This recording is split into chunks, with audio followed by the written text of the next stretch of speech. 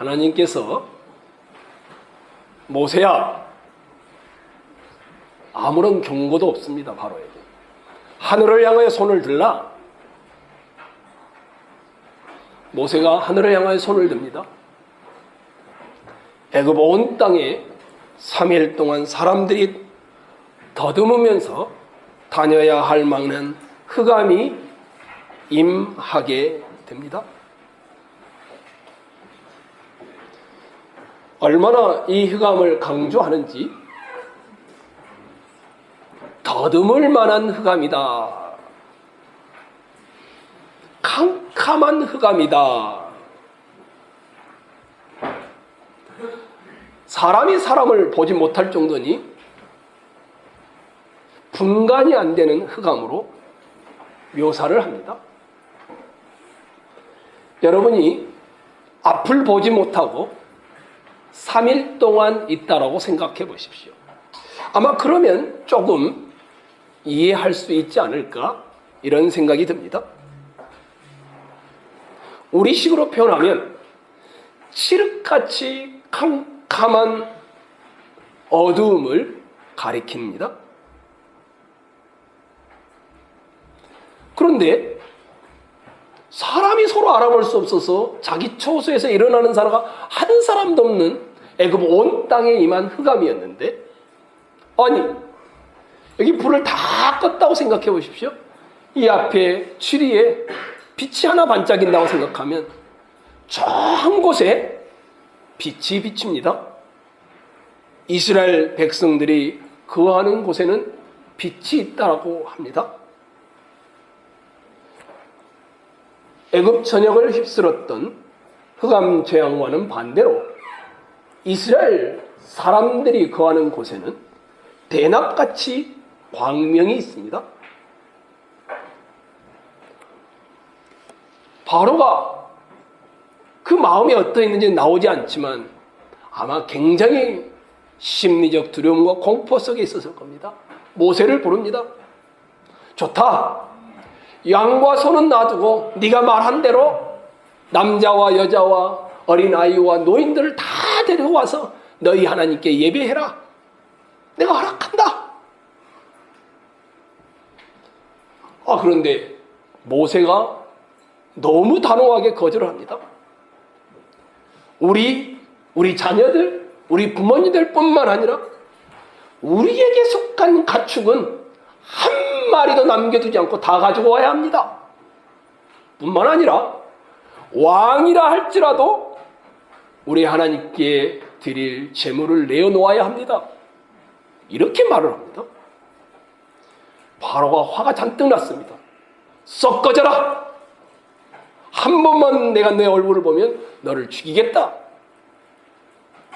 겁에 질려가야 하는데 모세가 당당합니다. 나도 다시는 당신을 보고 싶지 않습니다. 이게 여러분과 제가 읽었던 오늘 본문의 스토리입니다. 여러분이 이 시간 저 조그만 빛이 비추고 있는 고센 땅에 있는 이스라엘 사람이라고 한번 생각해 보십시오. 그 마음이 어떨까요? 온 애굽 땅에 이미 하나님이 재앙을 9번째 내리지 않습니까? 계속해서 파괴되어 왔는데 그런 재앙이 고센 땅에는 임하지 않았었습니다. 그런데 이번에는 3일 동안이나 저쪽에는 시커해서 앞이 보이지 않을 정도인데 자기들이 있는 곳은 광명과 빛이 있습니다. 기분이 어떨까요? 같은 시간, 같은 애굽 땅에 살면서 아니 어떻게 이렇게 다르지? 같은 시대, 같은 문화, 같은 곳에 사는데 왜 이렇게 다르지? 이스라엘 백성들은 삼척동자로 다 알지요. 하나님 때문이다. 애굽 백성에게는 3일 동안 칠흑 같은 흑암을 덮이게 하지만 이스라엘 백성에게는 밝은 빛을 비추어 주고 있기 때문입니다. 이스라엘 백성은 하나님 때문에 빛이 비치는 은혜의 땅에서 사는 것이었습니다. 이런 생각을 하겠죠. 아, 하나님 때문이구나. 그러면 두 번째, 여러분이 애굽 사람이라고 한번 가정해 보십시오. 한 번도 아니고 잠시도 아니고 3일 동안 바로 옆에 있는 사람을 더듬어야 되는, 그래서 자기 처에서 일어나는 자가 없는 그런 흑암이 어떤 느낌을 줄까요? 굉장한 공포와 심리적 두려움을 가져다 줍니다. 완전히 앞이 보이지 않는 캄캄한 상태입니다. 가학으로는 설명할 길이 없습니다. 그런데 더 큰 문제가 이 애굽 사람에게는 있었습니다. 그것은 이 애굽 사람들이 신들 중에 최고의 신으로 섬긴 게 무슨 신인 줄 아십니까? 태양신입니다. 신들 중에 최고가 태양이라고 믿었습니다. 그래서 이 태양을 아몬레 또는 레라고 부릅니다. 그런데 이 바로는 이 태양신의 뭐가 되겠습니까? 대리자였습니다. 바로도 태양의 아들로 추앙받는 신이었습니다. 그런데 소수민족인 히브리 사람의 하나님에 의해서 3일 동안 흑암이 뒤덮고 있습니다. 최고의 신으로 여기는 이 신 레, 최고의 왕으로 여기는 신의 대리자인 바로, 이 애굽 사람은 어떻게 생각할까요? 직격탄을 날리는 것이었습니다. 오? 저 태양을 다스리는 분이 있네? 오? 태양의 대리자로 알았던 바로가 고작 사람에 불과하네? 말은 하지 않지만 애굽 사람들은 그런 생각을 다 갖기 시작합니다. 이 흑암은 애굽의 최고의 신에 대한 허상을 보여주는 것이었습니다. 더 나아가 하나님이 함께하면 그곳에는 빛이 있다라는 생각을 애굽 사람들은 보게 되어집니다.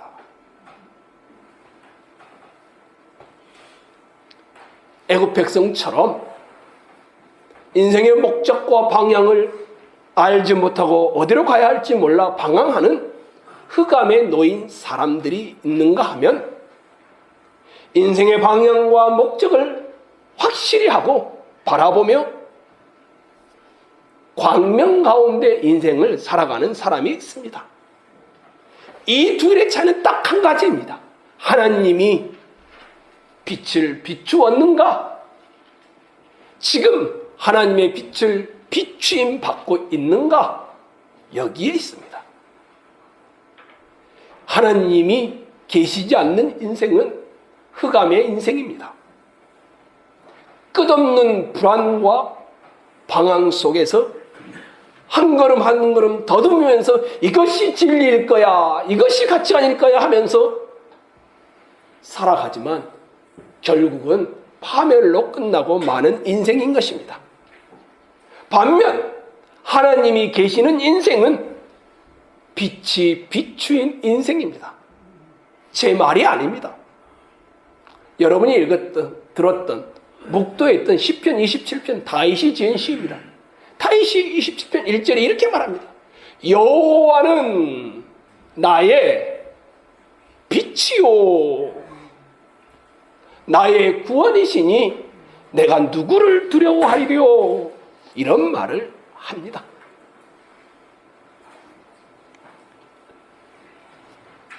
하나님의 빛이 비추기 전까지는 그리스도인들도 다 어두움에 있었습니다. 그래서 우리 한윤 학생이 읽었던 에베소서 5장 8절에 이렇게 표현합니다. 너희가 전에는 어두움이더니 이제는 주 안에서 빛이라. 이렇게 말합니다. 그렇다면 우리는 우리 자신에게 질문해 볼 수 있습니다. 나에게 하나님이 빛이 비추었는가? 지금 나에게 하나님의 빛이 비추고 있는가? 여러분 어떠신가요? 겉모양으로는 알 수가 없습니다. 그러나 각자는 경험하기도 하고 알아가기도 하며 그 가운데 놓이기도 하여 분명하게 알아갑니다.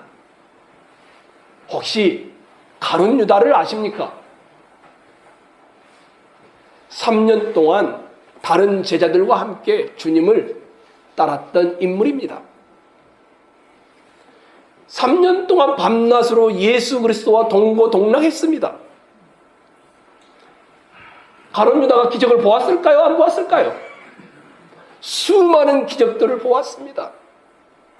가룟 유다가 하나님의 말씀을 들었을까요? 안 들었을까요? 그 권세 있고 능력이 있는 주님의 말씀을 들었습니다.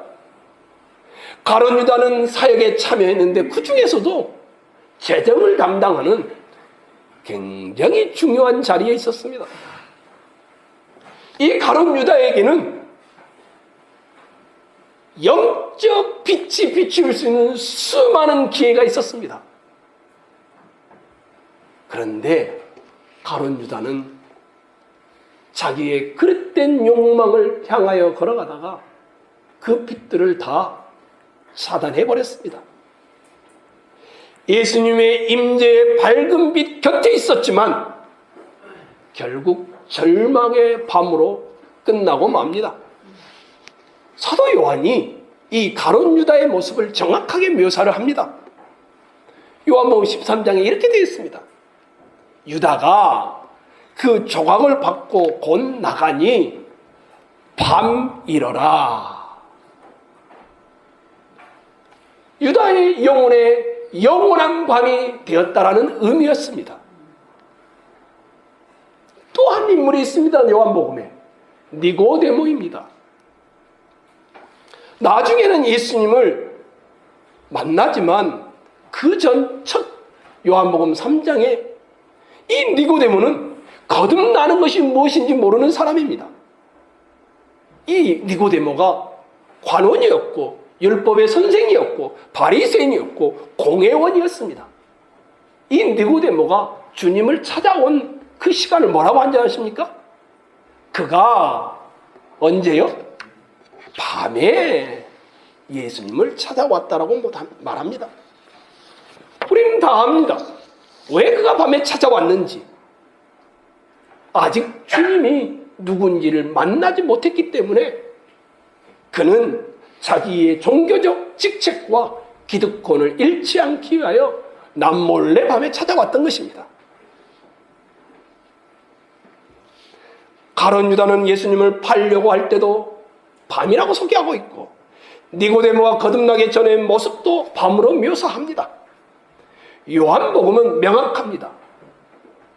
영혼의 빛이 비추어 거듭나지 않는 사람을 밤의 사람으로 묘사합니다. 반면에 거듭난 사람은 밤의 사람과 대조되는 빛의 사람으로 묘사합니다. 혹시 사마리아 수가성에 한 여인이 등장하죠? 예수님이 이 여인을 찾아갑니다. 언제 찾아간 줄 아십니까? 정오입니다. 대낮입니다. 이 여인은 그 찾아온 주님을 만남으로 빛의 여인이 되었습니다. 요한복음은 우리에게 빛과 밤, 빛과 어둠에 대하여 굉장히 많은 말을 합니다. 태초부터 있던 말씀이 육신이 되어서 온 이 예수님을 소개하면서 이렇게 말합니다. 그 안에 생명이 있었으니 이 생명은 사람들의 빛이라. 그런데 이 빛이 이 땅에 왔는데 사람들이 깨닫지 못합니다. 빛이 어두움에 빛이 돼 어두움이 깨닫지 못하더라. 이렇게 말합니다. 그래서 세례 요한을 보냈다고 합니다. 그가 증언하러 왔으니 곧 빛에 대하여 증언하고 모든 사람이 자기로 말하며 믿게 하려 함이라. 예수님이 나중에는 스스로 말을 합니다. 나는 세상의 빛이니 나를 따르는 자는 어둠에 다니지 아니하고 생명의 빛을 얻으리라. 요한복음 8장 12절 말씀입니다. 자기를 빛으로 소개하고 있습니다. 요한복음 12장에는 나는 빛으로 세상에 왔나니 물은 나를 믿는 자는 어둠에 거하지 않게 하려 함이니라. 그런데 악을 행하는 자마다 빛을 미워하여 빛으로 오지 아니하나니 이는 그 행위가 드러날까 하며 진리를 따른 자는 빛으로 오나니 이는 그 행위가 하나님 안에서 행한 것임을 나타내려 함이라. 정확하게 두 가지 반응이 있습니다. 빛이신 예수님이 비추었는데 그 빛에 반응하여 그 빛에 항복한 사람이 있고 자기의 악행이 드러날까봐 그 빛을 미워하는 사람이 있다고 합니다. 이 시간에 우리가 물어야 할 것이 있습니다. 여러분에게 만약에 이스라엘 백성처럼 빛이 비추인 사람이라면 빛의 자녀로 살아가기를 축원합니다. 그건 문제가 되지 않습니다. 그런데 여러분이 애굽 땅에 살고 있는 애굽 사람이라면 빛의 하나님께 항복하시기 바랍니다. 누가 소경입니까? 송명희 시인이 그렇게 질문했죠. 참 소경이 누구인가? 세상을 보지 못하는 사람이 소경인가? 아니라 주님을 보지 못하는 사람이 소경 아닌가? 그러면서 마지막에 이렇게 합니다. 당신은 소경이 아닌가요? 이 자리에 계신 모든 분들이 빛이신 주님 앞에 인생의 비추임을 받고 그 빛 대신 주님으로 인하여 살아가는 복된 분들이 되기를 주의 이름으로 축원합니다. 그런데 제가 오늘 여러분과 함께 설교를 통하여 보고자 하는 것은 이 첫 번째 강조점이 있는 것이 아니라 이 두 번째입니다. 상상을 해보십시오. 흑암으로 인한 공포와 두려움. 3일 동안이나 캄캄했습니다. 애굽 사람들이 거의 죽을 지경에 놓였습니다. 바로가 그걸 알아차립니다. 모세를 아마도 급히 불렀을 것입니다. 아마 여러 가지 생각을 했겠죠. 좋다, 모세야. 너의 백성 이스라엘을 다 데리고 와서 광야로 가서 예배해라. 내가 허락한다. 딱 한 가지 조건이 있다. 뭡니까? 소와 양은 놓고 가라. 어쩌면 바로는 이런 생각을 했을런지도 모르죠. 5번째와 7번째 재앙 때 애굽의 가축들이 다 죽었습니다. 대부분. 이거 보충해야 되겠다. 이런 생각을 했을런지도 모르죠. 아니면 저놈들이 재물이 없으면 하나님께 예배할 수 없으니 다시 돌아오겠지. 이런 생각을 했을런지도 모르겠습니다.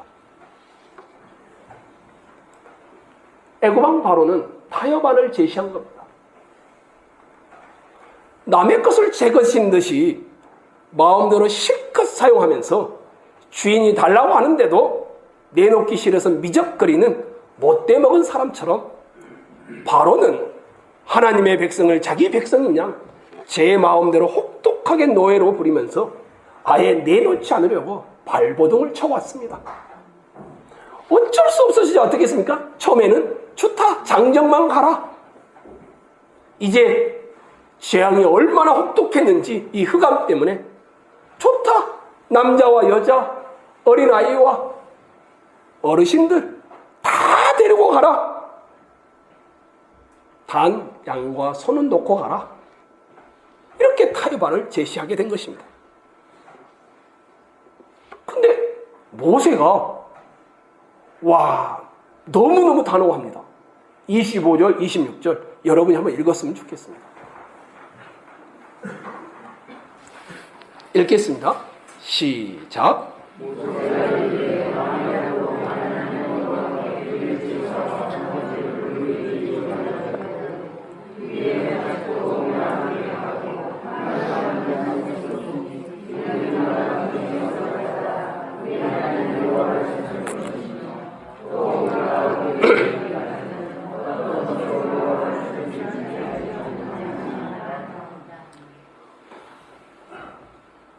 모세의 대답이 담대하고 단호합니다.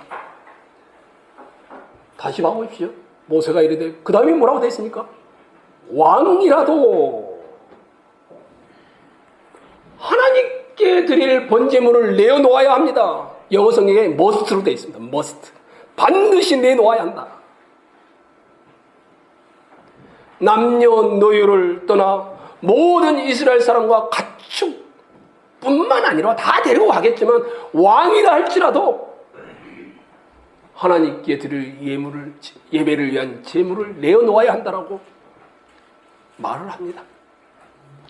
바로의 타협 안에 모세는 왕이라 하더라도 하나님의 말씀을 어길 수 없으며 하나님을 예배하는 일을 위해 제물을 내어놓아야 한다라고 강력한 거절을 하고 있습니다. 저는 여러분과 보고 싶은 것이 이겁니다.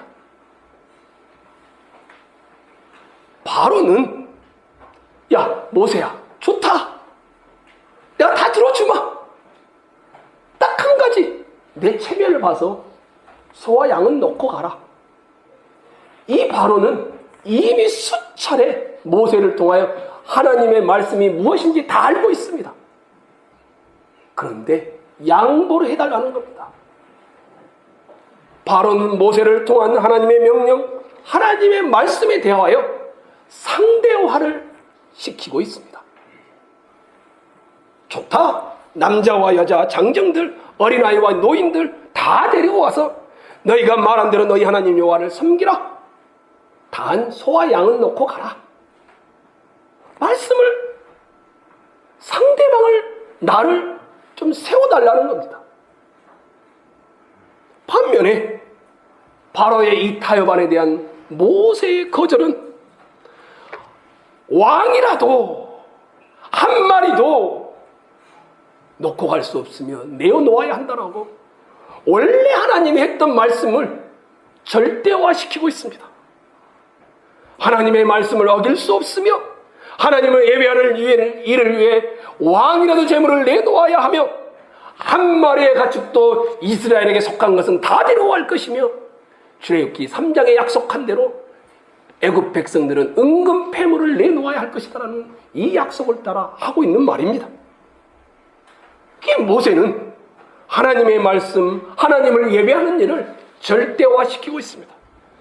여기 바로와 모세의 싸움은 바로는 말씀을 상대화시키고 모세는 말씀을 절대화시키는 이 싸움이 벌어진 겁니다. 그런데 모세를 통한 하나님의 말씀을 명백히 알고 있는 바로는 하나님을 말씀을 상대화시키는데 야, 너 꼭 그렇게 다 지켜야 되겠니? 내가 이 정도 해주면 되지 않았니? 이런 역사는, 말씀을 상대화시키는 역사는 굉장히 오랜 세월을 해왔던 긴 역사를 가지고 있습니다. 그 대표적인 것이 이겁니다. 창세기 3장에 사단이 여자를 유혹하는 장면입니다. 하나님이 참말로 너희에게 동산 모든 나무의 열매를 먹지 말라 하시더냐? 1절에 나오는 유혹입니다. 그랬더니 이 여자가 동산 중앙에 있는 나무의 열매는 하나님의 말씀에 너희는 먹지도 말고 만지도 말라. 너희가 죽을까 하노라. 하나님은 그렇게 말씀하지 않았습니다. 먹는 날에는 어떻게 한다고 했습니까? 반드시 죽을 것이다. 죽을지도 모른다가 아니었습니다. 사단은 항상 우리에게 말씀을 상대화시키는 유혹을 해옵니다. 이 말씀을 상대화시킴으로 그 유혹에 빠져 인류의 역사가 지금까지 이뤄왔습니다. 오늘 여러분과 저의 싸움은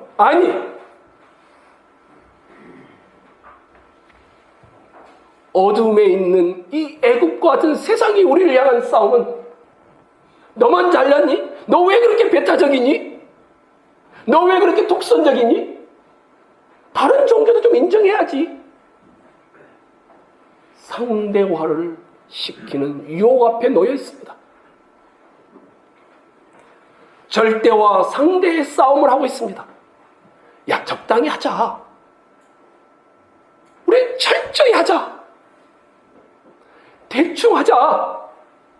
온전하게 하자.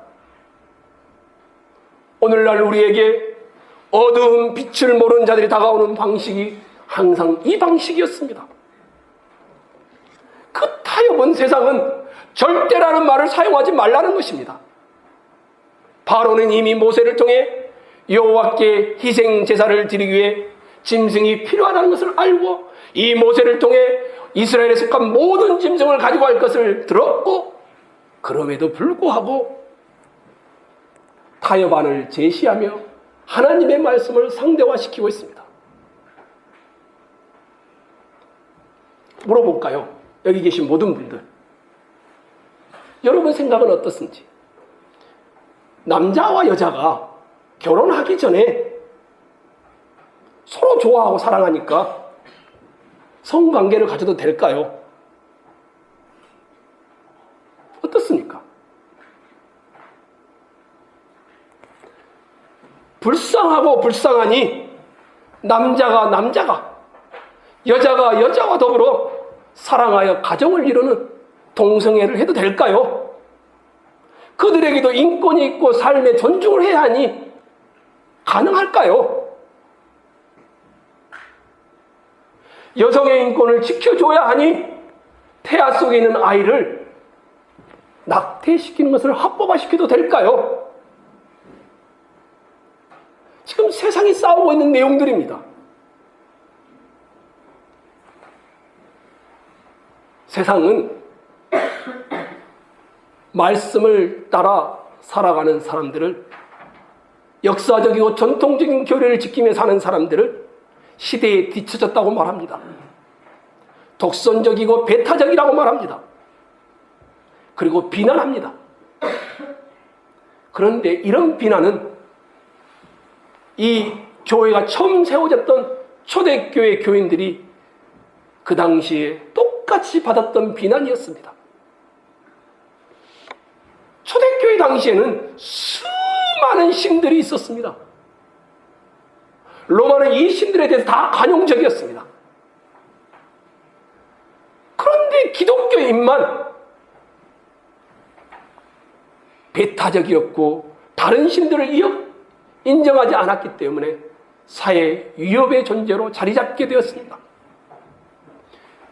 초대교회 교인들은 정치 권력의 중심에서 공무원이 될 수가 없었습니다. 초대교회 교인들은 길드라는 상업조합에 들어가야 먹고 사는데 경제의 부의 중심에서 밀려났습니다.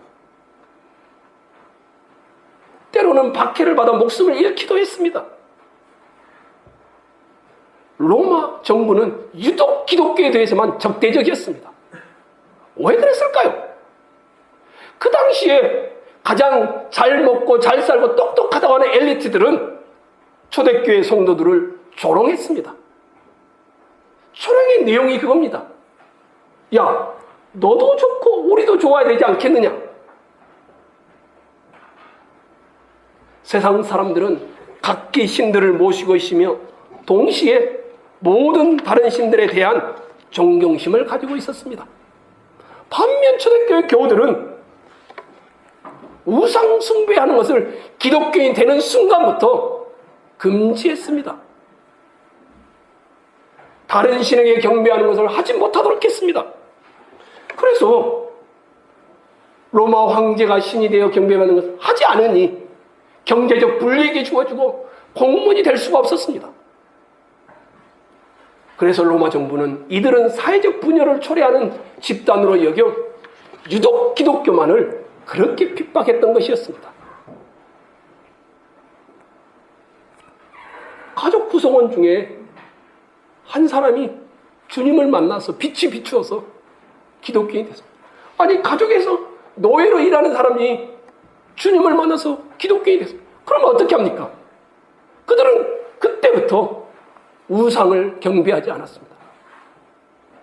그러니 그 가족으로부터, 그 사회로부터 그들은 배타적이고 독선적이고 몰상식하다라고 비난을 받았습니다. 그런데 문제는 그런 초대교회가 그런 틈에서도 계속하여 교회가 존재해왔고 숨쉬어왔고 번영해서 로마의 기독교화를 만들었다는 겁니다. 어떻게 그렇게 가능했을까요?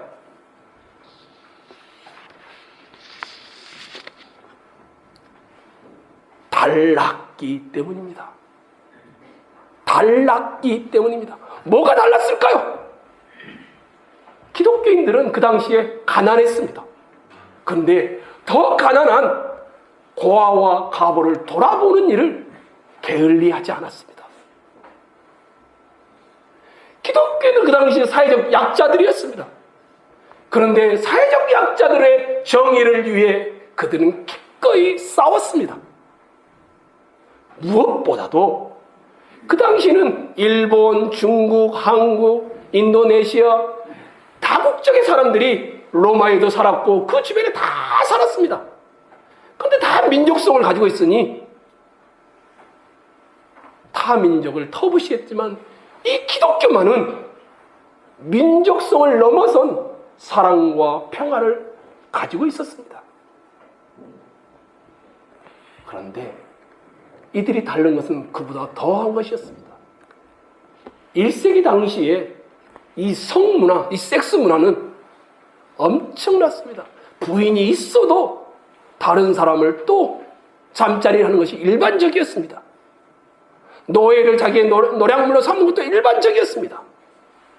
그 당시에 그런데 기독교인이 되는 순간부터 성과 관련해서 세상 문화와 전혀 다른 삶을 살았습니다. 결과적으로 바뀐 것은 교회가 아니었고 문화였습니다.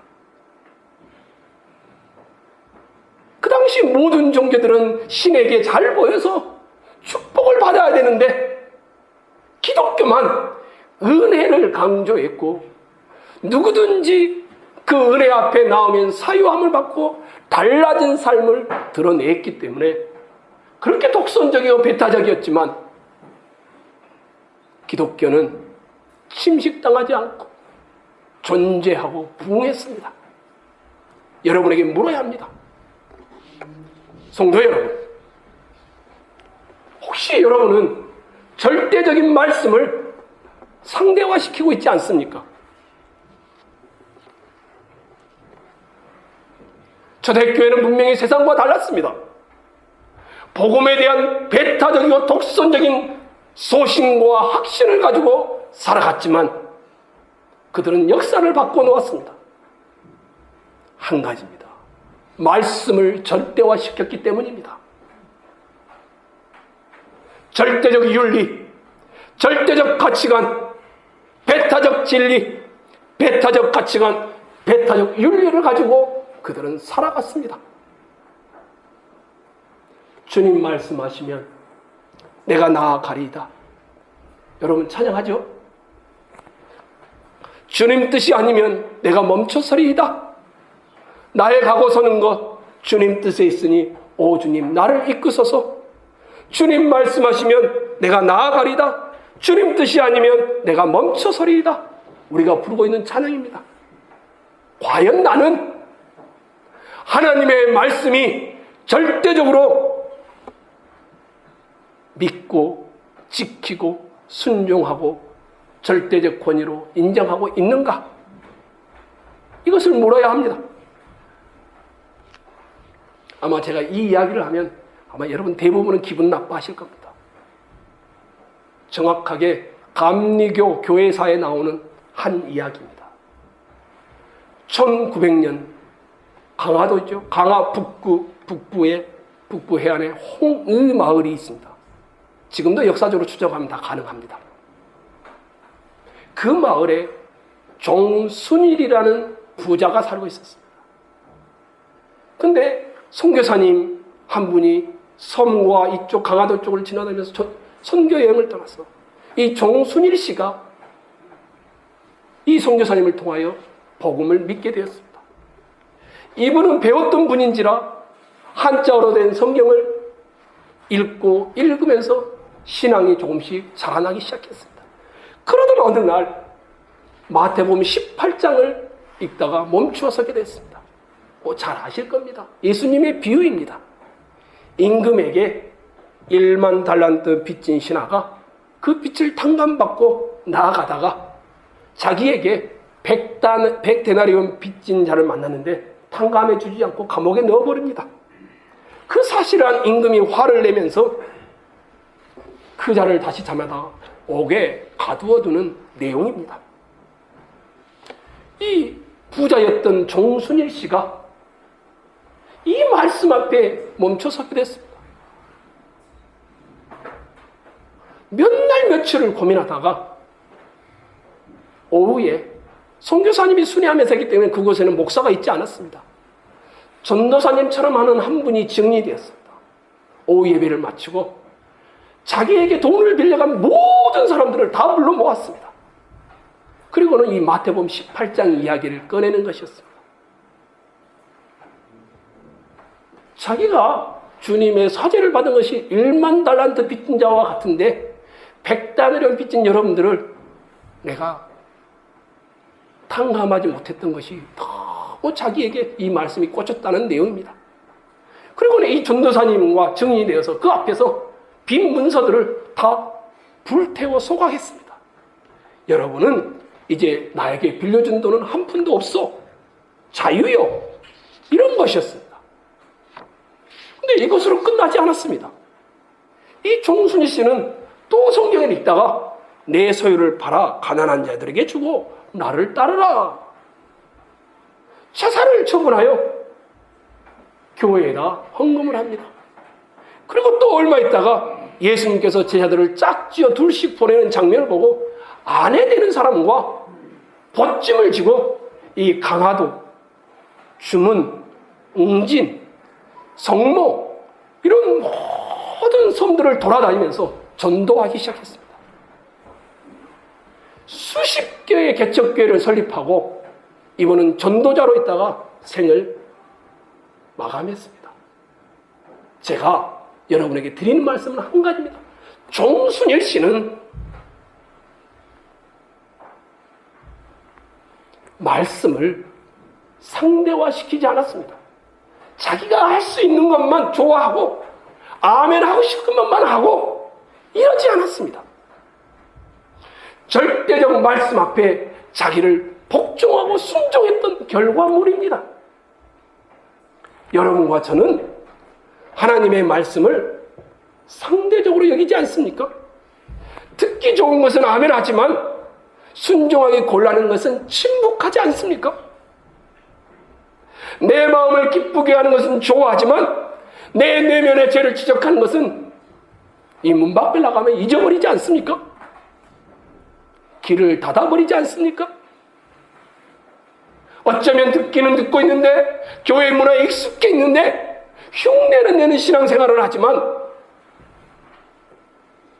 절대적 말씀 앞에 반응은 없지 않습니까? 다시 한번 물어볼까요? 결혼 전에 서로 좋아하면 성관계를 가져도 됩니까? 말씀은 아니라고 합니다. 그렇다면 회개해야 합니다. 불쌍하고 불쌍하니 남자와 남자가, 여자와 여자가 사랑하면 가정을 이루는 것이 괜찮습니까? 동성애는 최후의 심판 앞에 드러나는 현상이었습니다. 말씀은 절대 아니라고 합니다. 여성의 인권을 생각하고 형편을 생각해야 되니 아이가 뱃속에 있어도 지워도 됩니까? 잉태되는 순간부터 그것은 하나님의 생명이 있는 살인죄라고 합니다. 이것이 말씀을 절대화시키냐 상대화시키냐의 내용입니다. 모세는 담대한 답변을 합니다. 모세는 바로의 제안을 거부했습니다. 바로가 제시하는 조건이 아니라 하나님께서 말씀하신 조건이 충족될 때에 떠나겠다는 의지를 보여주었습니다. 모세의 이런 태도 때문에 너 다시 만나면 내가 죽여버릴 거야. 살인의 경고를 받고 쫓겨나듯이 나옵니다. 그런데도 모세는 나도 당신의 얼굴을 절대 다시 보고 싶지 않소. 말씀 앞에서의 담대함을 가지고 그 앞을 나왔습니다. 어떤 학자가 이렇게 말합니다. 바로는 절대적 부정어를 쓰지 않았습니다. 모세 또 만나면 너 죽을지도 몰라? 이런 것이었습니다. 근데 모세는 다시는 당신의 얼굴을 보지 않겠다라는 절대적 부정어를 쓰면서 절대적 말씀에 대한 반응을 보였다라고 어느 학자가 해석을 했습니다. 성도 여러분, 여러분이 이 문 밖을 나가는 순간 모든 것이 상대화시키라는 유혹 앞에 설 것입니다. 어떻게 하시겠습니까? 생명의 빛이 여러분에게 비추셨다면, 주님이 여러분 영혼에 빛을 비추었다면 말씀 앞에 여러분을 복종시키십시오. 그때 하나님은 역사를 나도 모르는 사이에 바꾸어 가십니다. 말씀 앞에 절대적 순종이 일어나기를 원합니다. 말씀이 말씀하면 내 형편을 뒤로 내려놓는 이런 역사가 있기를 원합니다. 절대와 상대와의 싸움 앞에서 여러분과 저는 절대자 앞에서 상대를 내려놓는 연습을 하루하루 해나가기를 주의 이름으로 부탁드리겠습니다.